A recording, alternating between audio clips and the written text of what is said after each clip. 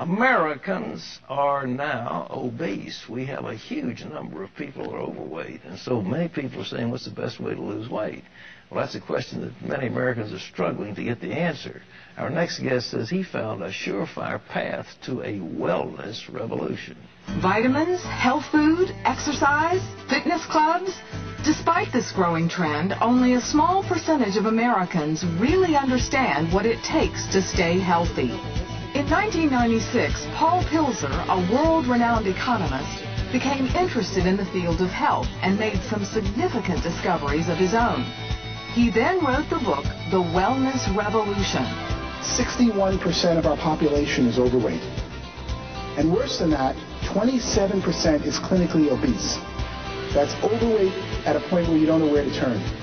Through his scientific research, Paul found out what you need to know to move from sickness and obesity to vibrant well-being. Agel Zane Pilzer is joining us to share some of his secrets of staying fit. It's in his new book called The Wellness Revolution. And there he is looking like Yul Brynner on the cover, just ready to start in The King and I. Paul, it's good to have you with us. It's great to be here, Pat. You are trained as an economist, an economic advisor on a couple of presidential administrations. What got you into wellness, fitness? Well, the same reason I became an economist. Growing up as a child of immigrants in the 1950s in Brooklyn, everyone wanted to know about economic issues. Although my education geared me towards science, I ended up going to Wharton and becoming a professor of economics because my family, my father, his uncles, that's what they wanted information about. They wanted to know how to make a living. 25 years later, as a very successful economist, I realized I'm now in the wrong field. What people mostly need in the United States, the number one problem today, is health, as evidenced by the fact that 61% is overweight and 27% of our population, that's 77 million Americans, are clinically obese. That's shocking, isn't it? It's even more shocking to look at the trends. 20 years ago, the numbers were less than half that. So in the last 2 decades, while we're all talking about health, and it's all you see when you turn on the television or watch an ad, the population of obese and overweight people has more than doubled. That set me on a research quest to say, why is this happening? What did you discover? What I discovered was it was really an economic problem, not a scientific or biology problem. All right. In effect, we have a $1 trillion food industry in the United States. We pay farmers $40 million to produce food, but $960 billion is paid to packaged food companies and fast food companies. The food companies in America today are primarily owned by the tobacco companies, and they make addictive processed foods. They study every one of their existing customers and say, how can I get them to consume more? The fast food restaurants know that if you're overweight, you consume 50% more at the cash register and only take up roughly the same amount of space. Wait a minute. If you're overweight, you consume 50% more. You buy Absolutely, and you see it by portions of what people eat. So they study American consumers like rats in a laboratory. You have a favorite Christian singer, and all of a sudden you feel good about a certain addictive fast food. Guess who sang the commercial that's in the back of your mind when you go to buy it at the checkout counter? They study Americans like rats to increase consumption of their food products, and in doing so have more than doubled obesity and overweight in the United States. This is unbelievable, because we have a health problem that's crowding $1.5 trillion. It's run away, and obesity is one of the major causative factors: heart disease, high blood pressure, so on. Everything, and really most of our medical problems today that are non-pediatric or non-geriatric stem from being overweight and obese. So as I studied it, I realized that the answer was an economic problem had caused being overweight and obese. As I studied it, I saw America ready for a revolution, a wellness revolution, and that there was a new industry emerging called a wellness industry.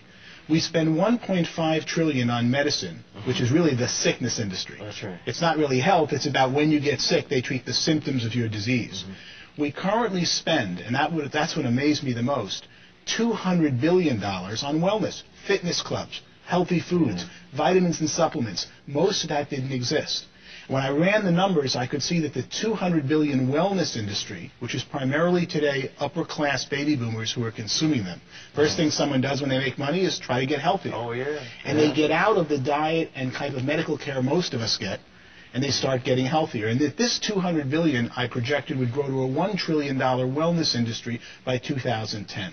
Well, look, are we finding ourselves, on the one hand, we're gorging on trans fatty acids and greasy hamburgers and greasy fries and carcinogenic products. On the other hand, we're out puffing away on treadmills and lifting weights. I mean, are the same people doing these things, or is it a totally different class of people? It is really different people. And so many people who do get on the treadmills are not getting the right information. The problem is that the food industry controls, in effect, our television. Look at most commercials today for television shows are food companies. Sure. And they try to get their consumers to eat more and more of their existing foods. As the food industry focuses on those who are overweight, they make them more and more overweight. And then when someone says, I want to lose weight, I want to get healthy, they get misinformation out there because they've got this industry that controls our media that is constantly saying, how do I get you to eat more food? What should people do to lose weight? What are the tips? Well, I didn't write a book to come up with tips, but I came up with quite a few in doing my research. All right. The main one is really timing. From the time you're hungry, if you start eating food, your stomach doesn't tell your brain that you've now sated and had enough food until 15 minutes have passed. So you can see why fast food restaurants are so deadly, because you go in there hungry and you keep eating and eating and eating in less than 15 minutes, but it isn't until 15 minutes that your body knows you've had enough. When we used to eat with Grandma and they took time between each course, you naturally controlled the amount you eat because it took 15 minutes between courses, and that told your body to stop eating. What supplements? People spending a lot of money on vitamin supplements. Is there anything that people should be looking for? The main thing they should be looking for is to see that their supplements are real. 1/3 of the supplements that you purchase today in the store are not in the bottle what says on the label, because supplements are an unregulated industry in this country.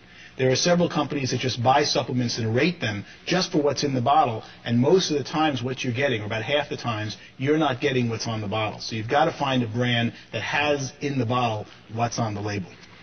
The wellness revolution, how to make a fortune in the next $1 trillion industry. Where do people make money in this thing? Well, that's what I started to discover. I could see that there were 15 million Americans of 300 million were getting healthier as they aged. You're a great example about that, especially when we see you on television. As you get older, you're stronger, you're better fit. What's going on?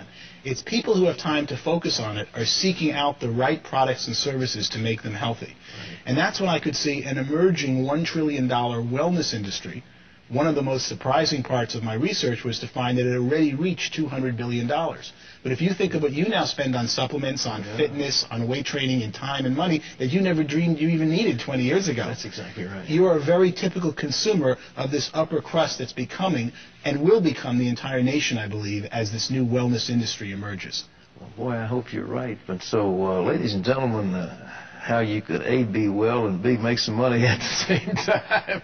This book, The Wellness Revolution, where you can get it? It's by Wiley Press. Is it available in the bookstore? Should be in every bookstore around the country. Paul Zane Pilzer, thank you so much for being with us. Thank you very much. It's a real honor to be here.